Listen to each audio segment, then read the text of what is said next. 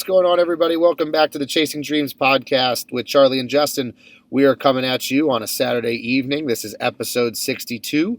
It's cold, it's frigid, and it's dark, but it's kind of the opposite of what it normally is because instead of being cold, frigid, and dark in the morning, it's cold, frigid, and dark in the evening. It's like the exact polar opposite, but the same. Yeah, that sounds like a paradox, sir, but it makes sense. So, how is training going, my man? I feel like we always start with the training updates. Sense. It's kind of like our shtick here. Training's been really good. The gym I'm training in doesn't have heat. It does, but it doesn't have adequate heat. Okay. So, yesterday Matt, my training partner, texted me and said, "Hey, what do you want to do today?" And I was like, as always, I tell him the same thing. The same exact thing that we're going to do, it's the next day. Yeah. So because I'm doing a 3-day split, so it's just the next day in line is the next day. Yep, sticking to the plan. Right. So I was like, but let's do it at the station. He's like, oh, yeah, why? And I was like, because we got heat at the station. So I got to do a little bit of sweating yesterday, which was really nice. And there's something that's it's so different for me psychologically. Mm-hmm. And I think we've probably said it before about the sweating thing. Yeah. Like, I know that when you talk about warming up, there's different components when you say, I'm going to warm up before my workout. What does that mean? Okay, well, it could mean neurological base, right? If you can bench 400 pounds, you're not just going to be able to bench 400 pounds right off the bat. You're not going to be put on the bar and be able to do it. You have to upregulate your central nervous system, in an adaptive, progressive manner to be able to feel that weight. Mm-hmm. So like you bench, 100 or 200, 300, working your way up to it. And then part of warming up is like range of motion and activation. But I think there's something to be said about warming up in the literal sense. Yeah. Like body core temperature is elevated. And don't you feel like you have a better workout when you're sweating? Absolutely. That's why, I don't know if it's the same reason you wear sweatpants and a hoodie everywhere you go, everything you do. But that's why I train all year round in hoodies and sweatpants. I have terrible workouts when it's cold. Yeah. Horrible. Absolutely. Now, I guess like Austin, where he trains in the barn gym, mm-hmm. where this time of year it is 21 degrees outside where we're at, it's 21 degrees in his gym. Yeah. I think that's different. I think being extremely cold, kind of taking a page out of Wim Hof's book would be cool. Well, I think that's mental too, though. Yeah. Because it's an adversity. There's something, it's more when it's cold, let's say 50 degrees, 60 degrees in a gym, mm-hmm. that's just an inadequate, like when you use the term inadequate heat, that's a minor inconvenience. Right. When it's 30 or 20 degrees, that's where you're actually challenging mm-hmm. yourself mentally to push through. Because you have to, like you said, you have to actually warm yourself up mm-hmm. and keep the tempo to keep warm. So, dude, I love training in the summer when it's blistering out. That's how I am. Like whenever the schools were right and we could train at the complex. Yeah. Crank the heat up. It'd be July and we'd have the heat in there 90 degrees. The walls would be sweating. Yeah, it's great. Yes. I absolutely love training in warm weather. Yeah, me too. Nothing absolutely. better than being outside. Yeah, is also fun. So you get in the summer, you get the best of both worlds. You can train outside, train in the sun. And that's the funny part is so yesterday I wanted to sweat, but right beforehand I went to the track and did my 5K for the day, and it was 24 degrees last night. Oh gosh, I think that's pushing. I think it was less than that even. Yeah, it was cold. It was the coldest one of this year, I think. And speaking of, I think my tally for the Stop Soldier Suicide 100 this year for the month of January is 67.5 miles so far. Mm-hmm. And I have another 5K to do here as soon as we're done recording. So, yeah, it's going to be a good day. It's been an awesome week. I honestly, training-wise, it's been awesome. And it wasn't an awesome week before it was an awesome day. Yeah, exactly. And then an awesome 2 days, and then an awesome 3 days. Because if you aim to have progressively better weeks, you're probably not going to. If you have progressively better days, I even like to break it down to progressively having a better set each movement for the workout. You can always itemize it, and break it down deeper and deeper and deeper to the point where you're micromanaging everything, which is good. I think. There's pros and cons to it because with that micromanaging mentality, when you're focusing on minutia and you want to kind of sift through these fine details here about your training or your nutrition or your recovery, sometimes you can become obsessive to the point where it causes stress, mm-hmm. like mental stress, which obviously is not going to do anything beneficial, even physically. We all do it, but yeah, of course. Another cool thing, so everybody knows that I've been on a plateau for who knows how long. I mean, I guess we could look back through updates and see, but I would say safe to say 6 months, other than a wee little, drops. But over the last 2 weeks, I've lost 17 pounds, so that's pretty solid. Awesome. Yeah. And that kind of puts us right at the pace we wanted to go, because what we did was mapped out some weight loss at the beginning of this new year. Say, this is how much weight we're going to lose, lie it out. And you kind of have to break it down to how much, like if I want to lose 50 pounds a year, Right. that's about a pound a week. Mm-hmm. But what you have to do is you kind of have to come in with the understanding that the more weight you lose, the more difficult it's going to be to lose weight going down. So I kind of like to front load the goals. Right. So if you have someone who's trying to lose 100 pounds, instead of saying let's do 2 pounds a week, let's lose 10 pounds the first week, 10 pounds the second week, 8 pounds the third week, 4 pounds, or whatever. I mean, those. Right.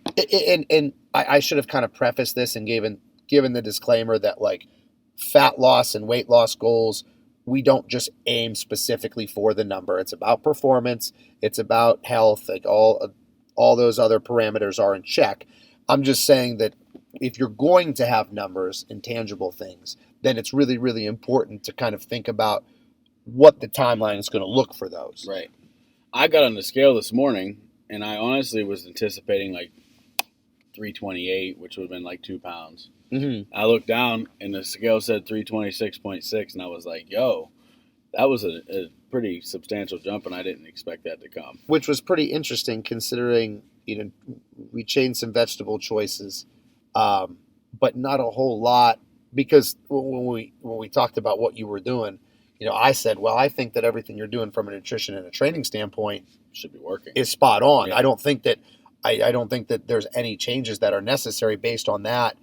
And sometimes too, like, the bottom line is, as much of a science as this is, there are things that you don't really account for, that you don't know to account for, that this human body, being the unbelievable organism that it is, for real. You can't predict everything to be perfect. Otherwise, everybody would be shredded. Exactly, absolutely. The same way. Right. You would get everybody shredded following the same diet or the same plan or whatever. So there's genetic components and different variables at play there. But it was almost like, I've seen this picture before, where there's this guy, and I'm sure there's several recreations of it, but there's a guy digging with a pickaxe underground. It's like a side shot, like a cross section of it, and there's a diamond right, but where he's about to dig through this tunnel, but he's turning around facing the other way, and it's kind of a metaphor for never giving up, because you might be at your big breakthrough right as you gave up. And for you, it was, we kind of said, hey, yeah, we'll definitely change some stuff around, because the definition of insanity is doing the same thing and expecting a different result. So if things aren't changing, we'll make alterations, but let's just stay the course just to make sure, because I felt like something was going to give. Yeah. And then sure enough, exactly, came off. It breaks. And that's the thing too, like, I couldn't be the guy that got frustrated and gave up, but made a bunch of changes. When we talk about all the time, trust the process, like, it will work. If like, calorically what you're doing is right, and the workout is intense enough, and you have enough, cardio going out, like, eventually, like you said, it's going to have a breakthrough. So I couldn't be like, get frustrated, because I ain't gonna lie, I was getting frustrated. Yeah. Because it was like I was sitting at 341 for I don't know how long, like, entirely too long, and then that drop, and I was like, whoa, okay, here we go. So it's that reassuring, not just myself, but everybody that listens, that is trying to lose weight, that if you trust your process and you just keep after it, stay the course, burn your boats, so to speak, and have no way out, then that's all you have to do, is stay the course and trust the process. Don't you think that there's such an interesting balance too? Because I'm going to play devil's advocate here and completely go the opposite direction. Because there can be a point when trusting the process becomes being stubborn. Because at what point do you reassess if the process itself is working? I agree. Because and that's sometimes, that is one of the reasons why I think it's very beneficial. And I don't know if this is a shameless plug for myself here, but this is one of the reasons I think it's highly beneficial for people to look at a coach. I was getting ready to say, I was going to interrupt you and say, I bet you I know what you're going to say. Yeah. Because it's so true. Or at least, even if it's not a coach, someone who knows what they're talking about to kind of offer a friendly eye to you Mm-hmm. or reassurance of what you're doing and saying, hey, stick with this, hey, do this, hey, do that, or hey, you might want to change this. Just because I think that sometimes trusting the process, like I said, can be stubborn. As long as your process is right, even if it is stubborn, right? Yeah. I mean, that's where, like, I rely on you so much for my process to make sure I'm on the right course. Because as long as we both agree that the path that we need to travel is the right one, and I'm traveling, I'll hold to the steel the whole time. Yeah, because you've come to me, I mean, several times in the past several weeks. Yeah. You know, once we've, I don't know what the term I want, had a resurgence for the weight loss. This is almost like, for you, I almost feel like it's a weight loss journey part 2. Yeah. The first part, awesome. Now it's time for the second part. But anyway, you've texted me a couple times and said, hey, this is what I'm doing. What would you change? What do you think? Like, let's go back to the roots, kind of brainstorm together and see what we come up with. Right. And it's nice when you put something together, I'm sure on your end, and someone, e.g. myself, who you trust, says, yeah, that looks good. Yeah, it's almost, at first it was almost like in the back of my mind, does he really care? And then I realized that we talk all the time about it. So like I settle down and I'm like, obviously I put the right stuff together, you know, like it was really cool when that started to happen, because in the beginning, you know, the first wave of weight loss, I was a little off base sometimes, and Mhm. you had to really rein me in and get me on the right track. But this time around, you're finally watching my diet, but you're finally watching my diet. It's not, you know, it's not a diet that you wrote that I'm following, because that's simple. This is the I'm cool part. I'm not following, or I'm not keeping a fine eye on the diet that I gave you. I'm Right. finding and keeping a fine eye on the diet that you are following. And I mean, we had that happen today. Yeah. First thing you said when you walked there, when I got in the vehicle with you, is you said, talked about a meal switch that you were going to do. And I said, yeah, it's perfectly fine, man. Yeah. I think that's a good idea. And that feels really cool, you know. So like, it's been really cool this last couple of weeks, because I've had to make that same meal switch a couple times because of training being in the evening or whatever. Well, it shows growth on your end too. Like, not only Yeah. am I getting in better shape, but I'm understanding how to get in better shape. You know, I'm understanding the process. I'm Right. not just trusting it, but I'm understanding it, taking ownership of it. Yes. You know, because when you engulf yourself in anything, it's going to be a lot more beneficial. It's like jumping into a pool. You know, it's going to be a lot more fun of a swim if your whole body's in there and you're swimming around versus just putting your Right. feet in the pool. Absolutely. So I think that people need to kind of look at whatever they're doing holistically and say, yeah, I mean, it's a kind of one of the talking points of our show that we've brought up in the past has always been, you know, going all in, what that looks like, what that means. Right. You know, so if I'm going to do something, I'm going to do it right. I mean, I've said several times that my dad always had this quote, and he'd always say, if something's worth doing, it's worth doing right. I love it.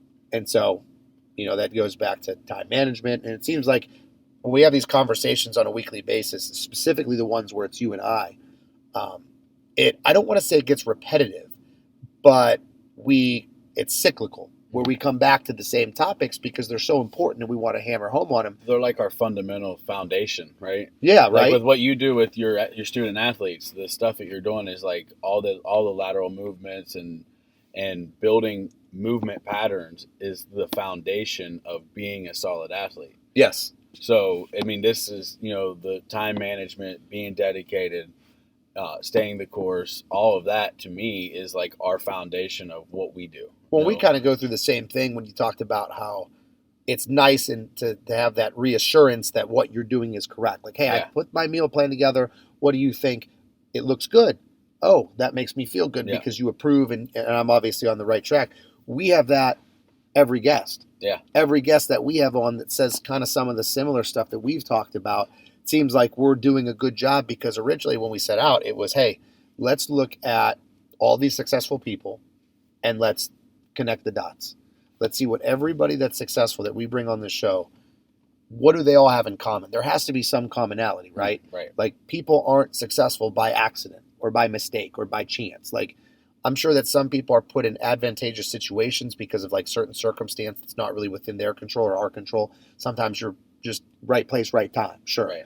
But as far as true success, not just, professional or financial or whatever, fitness related, whenever you have true success and you're doing what you love and you're trying to achieve self mastery within that, there's got to be common traits between people. I agree. And that's when we set out to do this podcast, was to find those.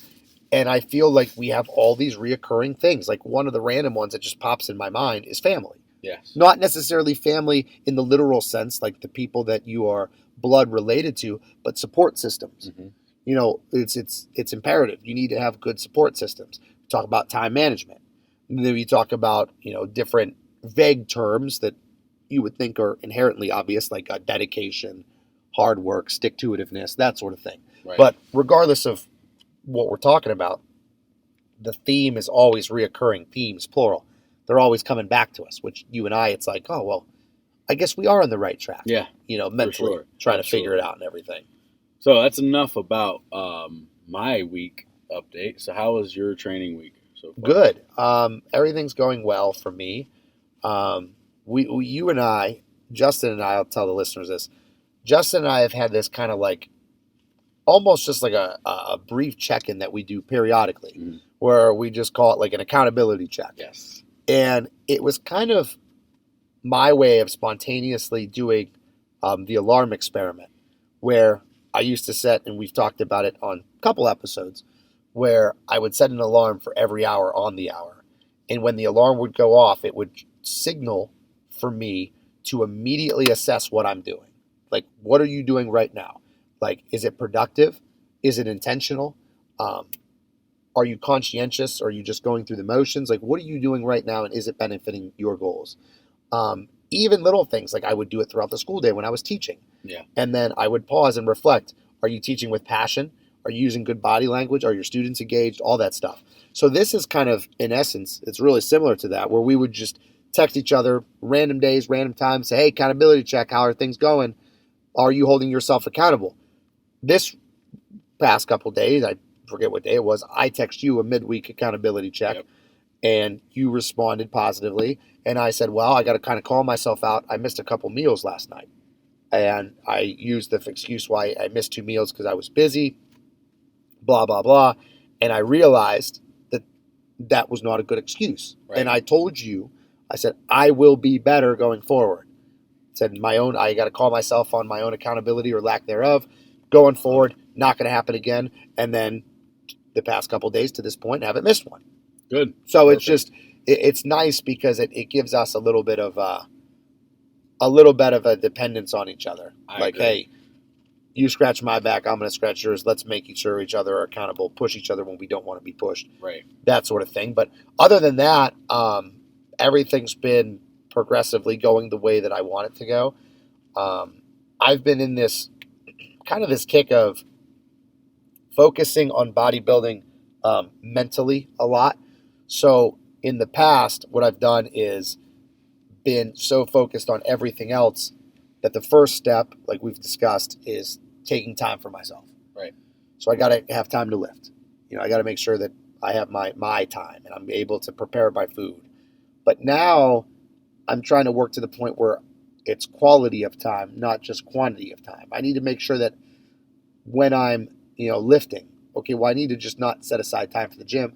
I need to set aside time for chiropractic work. I need to set aside time for my deep tissue work. I need to set aside time for sleep. Right. Which, as crazy as it sounds, unfortunately, I don't get a ton of that these days, right now. Yeah, me neither. So, preaching to the choir. I have a feeling that I'm about to get a whole lot less, too. Oh, sure. So, let's kind of transition there, I guess, because my updates are mundane at this point, which is good. Mm-hmm. How's everything on the family front now? Fantastic. The house is ready. The nursery's ready. How many more weeks tentatively? We're 4 weeks out, 3.5 technically. So February 21st, if she goes full term, I'll have a baby. That's awesome. So yeah, it's gonna be really cool. We started today working on the gym in the basement, which is an update I forgot to tell the listeners. But in We'll loop efforts. around back to that. Yeah. Let's keep talking family Yeah. then, because that is something we need to talk about. Yes, for sure. So she's doing good. Baby's growing. She's healthy. Sutton should make her appearance to the world pretty soon, I guess. Now, what's with the checkups and the things that you go? Are you allowed to go to them? No. Okay. No, I haven't been to any doctor's appointments. I did get to hear her heartbeat at week 28. That's so cool. Because I was actually in the woods deer hunting, and she doesn't ever bother me when I'm in the woods. And she called me, and I typically, where I was at, I don't have service, but my phone rang. I could feel it vibrating. I answered her. I was actually walking back to the truck to move to another location. And she says, "Hey, are you almost done?" And I was like, "I mean, I can be. Why? What's up?" She's like, "Well, the doctor wants me to go to labor delivery right now." Check, on my way. So we were on our way home, and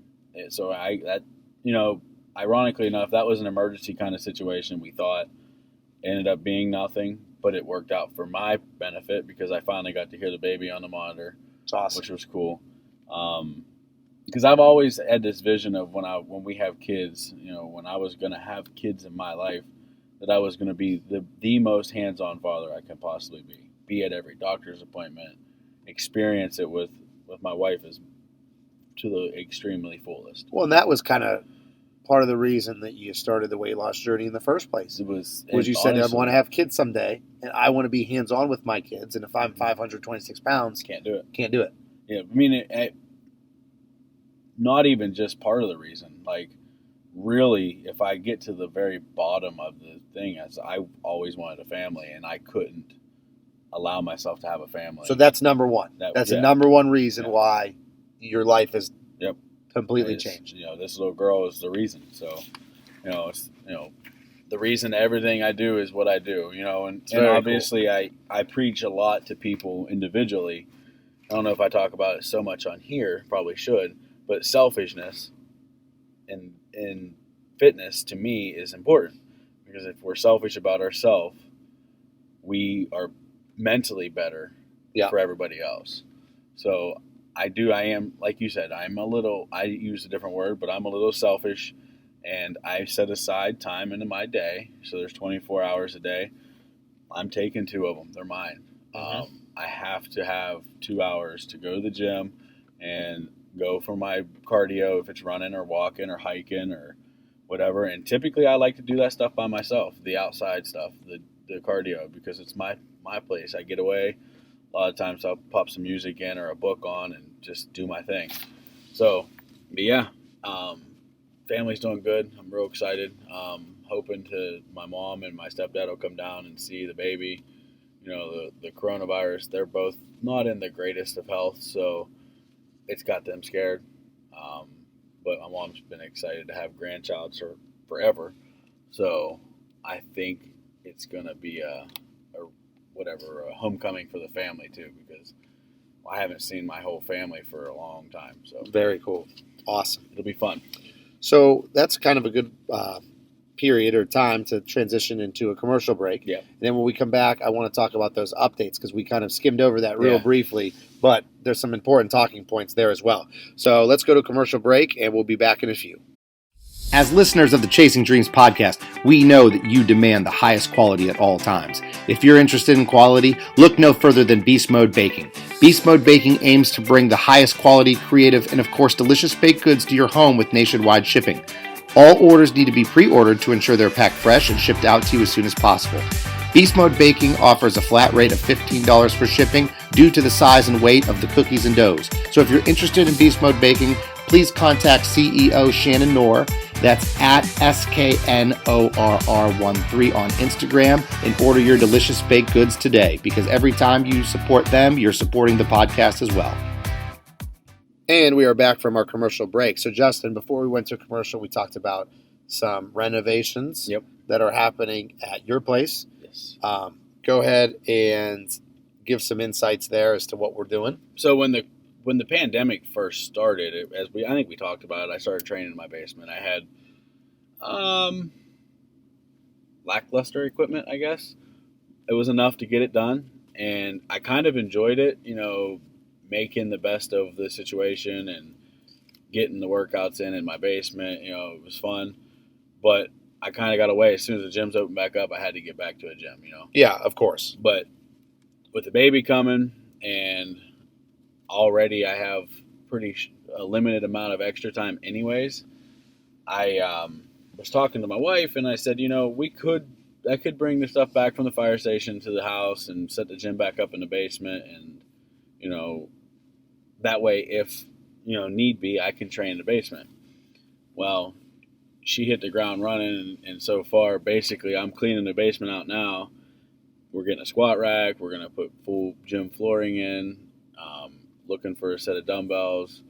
We're gonna get cable crossover machine. So we're going to have a full-fledged gym in our basement. And eventually I'm going to finish a whole room off of the gym so we can record this podcast, have an official studio, so to speak. Which is awesome for the podcast, obviously. Yeah. But then on top of that is the cool thing about a home gym is, and I'm just kind of stating the obvious here, is controlling the variables. Yeah. So like we talked about heat. We talked about music. I mean, you can do loud noises. I mean, you can do whatever you want. Not that everybody likes music blasting 100 degrees and screaming like we do, but we do though. You could also have it the opposite. You could have it cold. You could have it quiet. Yep. It's all kind of tailored to what your style is and how you like to train. So it'll be neat to have the ability to control those variables. And it'll be really cool to see like those of us that want to come over, because I'm going to do a lot of functional fitness stuff at the house. So I'm going to get a buddy of mine's got a telephone pole. We're going to cut it into an 8-foot section and a 12-foot section. So I think that'll be cool to incorporate into training, carrying that and throwing it, whatever. And I have a couple tires already and some sledgehammers. I'm going to get some battle ropes. I think that'll be fun to incorporate. And then I really am thinking about incorporating Atlas stones. Cool. I don't know. I don't know that powerlifting, so to speak, strongman stuff is like my direction, but I think it would still be fun to just incorporate it into the training at some point somehow. And we've both been people that like doing different things for the sake of trying them. And right. Like I'm not, like with bodybuilding, for example, I'm not married specifically or only to bodybuilding training. Obviously, it constitutes the majority of what I do. Like I would say 90% of it, but I do a lot of other things that aren't bodybuilding specific because I enjoy doing them. Right. Like, let's take like training like an athlete, like plyometric stuff. Like that doesn't have, or very minimal, carryover into bodybuilding directly on stage, but I just enjoy doing it, so I'm going to do it. Right. So if you like doing strongman things, you don't have to be a strongman or have a future in it just to enjoy doing Atlas stones. So if you like them, do it. Right. And I think for, functional fitness is something I've been talking about with a couple of people that I don't want to use the word training. They're not my clients, but one of our listeners, and he's a good friend of mine, has come to me for weight loss and strength building, like tips, tricks. He wants me to help him as much as I can. And that's what I've been wanting this whole time, to help people that are in the shoes that I was in. So I've really honored that he asked me for help. And that's actually a good place I could just transition into a question that he asked me, and I didn't know how to answer it exactly. I answered the best I could, but I didn't know I don't know that my answer was 100% correct. He said he did the workout I gave him, and basically it was a carbon copy of what I'm doing. Mm-hmm. And he said the workout's amazing. 15 minutes after I'm done, I'm in the car on the way home, and I feel like I could go do it all over again. And I was like, maybe the weights aren't heavy enough. Maybe your rest time in between sets is too short or too long. So you're cooling down. Intensity's not high enough. And the things he's telling me is like, he's adding sets and reps to each set. Like, so I didn't know how to answer that question. Like, how do I make this intense enough that you're smoked, so to speak? Well, I think there's a couple things. And all of them are really different. You could say that he's feeling better and more energized because there are mental and emotional factors at play. He's getting in better shape. Mm-hmm. He's probably having a better quality of life, maybe more self-confidence. So there's could be some like socio-emotional things Right. at play there, which is why. If it's physical, like he actually physically feels like he's amped to go to the gym, you could look at, maybe maybe something as little as his workouts are kind of short and he's taking his pre-workout too late. I don't know. Right. If he's a pre-workout, I don't know. But also, you would definitely look at the workout quality. So, Right. you hit the nail on the head where you said, is it not intense enough? Are the weights not, I don't want to say heavy enough because it's not just about heavier weights. Are the weights appropriate for what his goals are and what he's doing? Are the weights appropriate? Is he having enough volume? And if he's not having enough volume, or if he's having low volume, is because his intensity's not there, whatever. But some of those things you can't have early on. You have to earn them. Right. So, like, for someone who's been training for 15 years, and they go do a 5-rep max on a squat, like 5 as heavy as humanly possible, and just a true 5-rep max. They're done. Yeah. For the workout, probably. Yeah, like smoked. that's it. Neurologically, I gave everything that I could. I am toast. My nervous system's overloaded. Muscles are done. Just can't do it.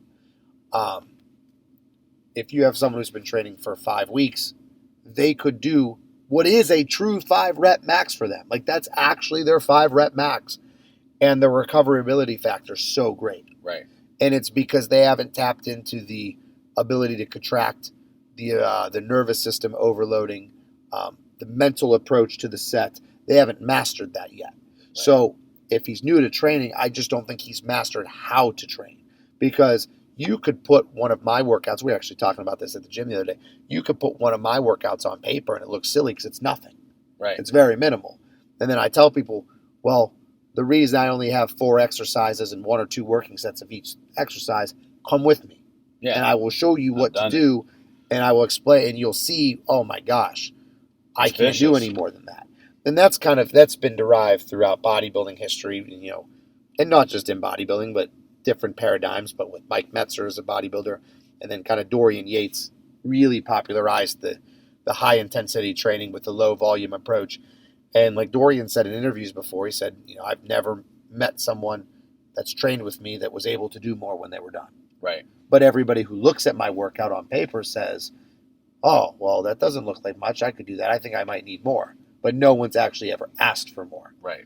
So, yeah, that may be. That's pretty much what I told him. It takes time to develop a habit to know how to go hard enough. Yeah. And I just didn't know if there was more to that, because sometimes you think you put it all out there and you wait it. To me, I feel like if I rest too long in between sets, I don't get that full body, okay, I'm done. Yep. You know what I mean? Yep. So that's why mine is similar to yours. It's, I get 6 movements and 3 to 4 sets each movement. 2 of them are a heavy working set. The other 2 are, warm up, work up to my working set. And my only difference to most other people is I try to keep my workouts to 45 minutes, but have them be as intense as an hour and a half. Uh-huh. So I just try to cram it into a 45-minute window. It's efficiency. Yeah, I try to be as efficient as possible. So I take the first 5 minutes and I set up everything I can. That way we just flow right through. Yeah. So, and that's going to be something that when we get to the home gym, when I start training at home again, I will be able to, like, me and my training partner were talking today actually at the station, and he's like, yeah, you'll be able to just set up the gym the night before. Like, before you go to bed, run downstairs, get everything set up, and then it's literally get up in the morning and turn the heat on, drink your pre-workout and get after it. Yeah. And I'm like, man, I didn't even think of that. Like, that's just one more benefit. So I think this is going to be fun for sure. And it's so great training in the morning. I know we've harped on this lately, but like, I can't even tell you. Some sort of training in the morning has to always happen for me. I had the opportunity to train during the evening, early evening, late afternoon the other day, which is rare, almost impossible for me now. but I had one opportunity to train, and I turned it down because I said I don't think I can train anytime other than morning now. No. Which is so strange because I hated it. The only time I trained in the morning was during football season, and it was a necessity. It's either you lift now or you don't lift. Yeah. That there's no other option. Right. And that's how this started, because wrestling season. Mhm. I had to do, and actually, I can't even. Well, originally it was because wrestling season, but I can't even blame wrestling season now because I have too many clients. Yeah. So even when wrestling season's done, I'm still going to have to keep Right. it in the morning. I'm just thankful that I got to the point where I don't have to keep it in the. Well, I do have to keep it in the morning, but I don't feel like I have to keep it in the morning. I want to keep it in the Right. morning. And I agree. Now, like I said earlier, it's 7:00 at night, and I'm getting ready to do both my workouts. Yeah, you're heading to the gym first. Yeah. And Well, then no, I'm going to run. I'm here. Run Might as well first. do cardio first. But yeah, it's sometimes I do it. Okay, I should say 98% of the time I train at 3:00 in the morning, and that's psychological mainly for me anymore. Is obviously on work days I have to, but I do it on my days off. And I got up today, and I was kind of sore. We trained late last night because we had training on Thursday for the fire department, so we don't lift on Thursdays. So Thursday was a late night, so we didn't train Friday morning. We did it the Friday night. So it was a late night, early morning. I didn't get a whole lot of sleep, and I decided let's just sleep in a little bit. When I say sleep in, 5:00. Yeah. I was boots on the ground, 5:00. But and I'm going to train again tonight, and tomorrow is a active recovery day, and then back at it again 3:00 in the morning, Monday, Tuesday, Wednesday, and Friday. You know what's weird for me is when you talk about like the sleeping in thing. So my alarm, the earliest is always set for 3:30. Yeah. Sometimes I'm able to get up right away. Sometimes I'm always going to be awake most of the time. Sometimes I'll just lie in bed and kind of think. Actually, it's weird. I just lie there and think. The first one goes off at 3:30. There have been instances, and there's been multiple instances now because I've been training in the morning for, oh my goodness, a couple months now. Yeah. And there have been instances where I hit snooze. Well, I think I hit snooze, but I accidentally Turn it off. turn the alarm off. And for whatever reason, the past, and it's becoming an increasingly large sample size. I've done this several times now. Every time I do that, I wake up on my own at 4:16. Nice. I don't know why there's significance to that. And does that give you enough time to get your meals ready and get to the gym? It does. Cool. Because what I do is I actually have everything loaded, ready to go, except for the food, or except for the shakes. So my shakes, because I blend a lot of fruits and vegetables and stuff, and I don't want to blend those. I mean, I'd like them to be fresh. So what I do is I have everything done. My clothes are packed, like my shirt and tie and my dress clothes for school. They're hanging in my car from the handle in the back seat. Nice. My gym bags packed in the car, laptop bags packed in the car. The last thing I do before I go to bed is pack everything in the car. My shower stuff, everything. So that way I get up, I brush my teeth, I do my pre-workout ritual, like some of my hydration stuff in the morning, take some supplements, pack my food bag up, finish packing my food bag up with my shakes, and I'm on the road. Nice. So it usually takes me, I'm usually there right at when the gym's opening, right at 4:59, Nice. 5 o'clock. I'm Perfect. getting there right then and there. So it seems to be perfect for me, honestly, Nice. that happens.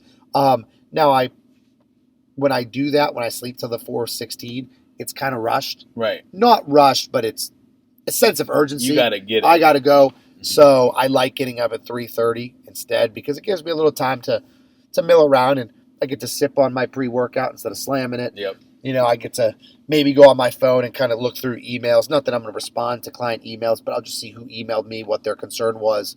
Right. So I know what to do right after the gym, that sort of thing. But yeah, it's kind of weird that it's 4:16. I almost feel like there's some significance to that. Mm-hmm. What significance, I don't know. But like to be the same time at 4:16, I wonder if like that's eventually going to manifest itself. Like I'm going to have to pick like a winning number for something, and I'm going to pick Nice. 416. I don't know what it is. But it was weird because I was talking about it to my training partner. And I said, Christian, I keep waking up at 416. I explained the whole situation. And the other day I woke up and my phone, well, let me digress back. My phone died. And I said, okay, I'm going to plug it in, but I'm going to let it charge for a little bit, and then I'll set my alarm and go to bed. So I plugged my phone in, fell asleep. Didn't set my alarm. My phone wasn't even on. So, of course, wake up what I think's, I don't know what time it is. Could have been the middle of the night. Could have been morning. I have no idea. But when you know that you don't have that alarm set, you panic, right? Right. You're like, crap, what time is it? So I scramble. I grab my phone, instantly turn it on. It's loading and starting up, and I'm like freaking out. Like, I'm like, oh, what time is it? What time is it? Like, did I miss my session? Am I late? Turn it on, 4:16. And I'm like, are you kidding me? Score. So it's really strange, but Yeah, a good strange. But yeah, I have numbers too, man. That different numbers. 7 o'clock. I habitually look at my watch at 7 o'clock every day, and then 11. I look at my watch every day. I don't know why, but it happens. yeah, It's strange. But no, I do the same thing. I can't tell you how many times. Okay, so in the past, right? I was an alarm guy. Like, I had this alarm when I was first started driving truck called the Screaming Meanie.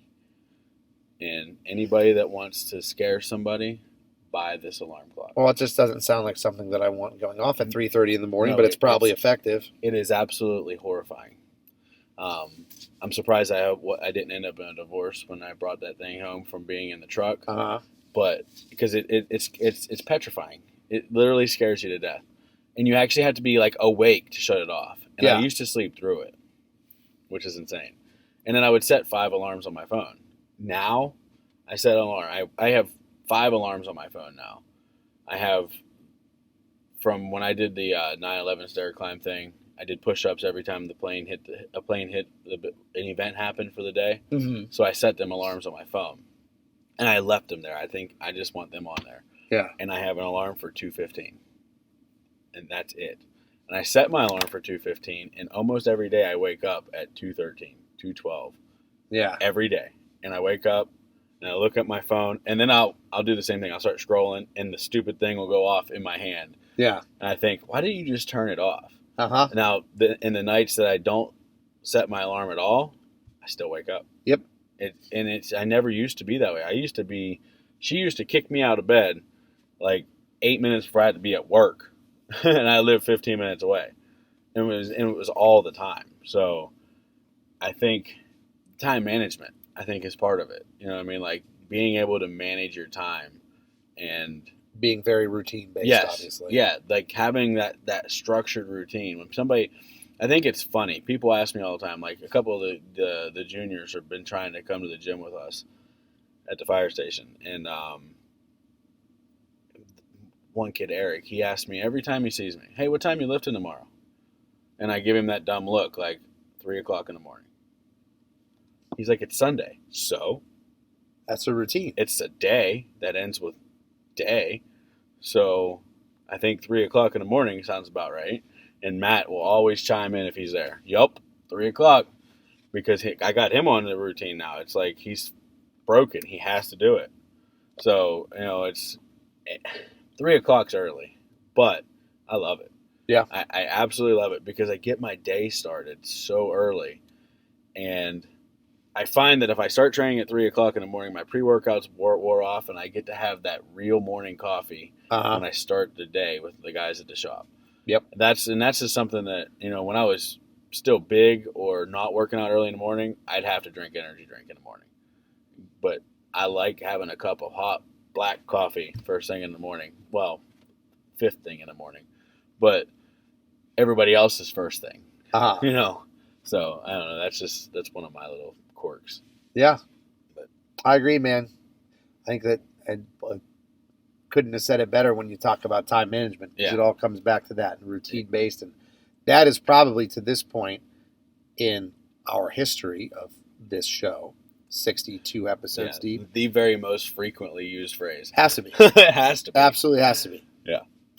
I agree. I think that's a nice place to wrap it up, man. Yeah, man. Well timed and, kind of succinct to the point. Yep. Covered a lot of stuff today. Some training updates, some gym and podcast updates, some child and family updates. I mean, the one thing I can't wait for the update to be is 299 on the scale, because this time around when 299 flips over, it's never going back. Yeah, never see the 300s again. Ever.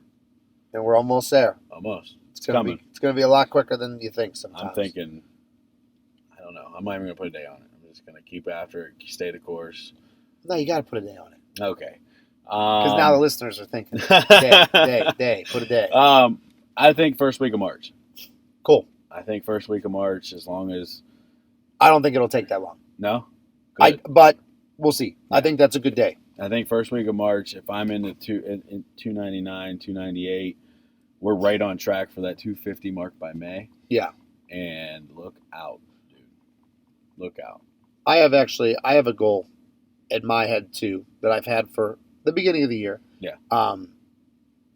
I'd rather not say what the specific measurable is, but I will tell you that I have a financial goal.